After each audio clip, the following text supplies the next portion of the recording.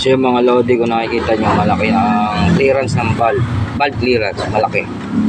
So wala rin itong pinagkaiba sa motorsiklo, tune up lang din natin. Ayan o, nyo. Pwede kayong gumamit ng feeler gauge kung meron at alam nyo yung tamang sukat ng sa feeler gauge ito. Pero kung kayo naman madalas na gumawa nito, sabi nga ng aking mga master tune up lang na sa alam mo.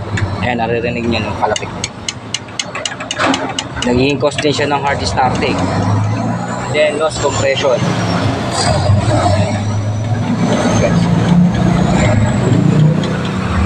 Tune up lang yan.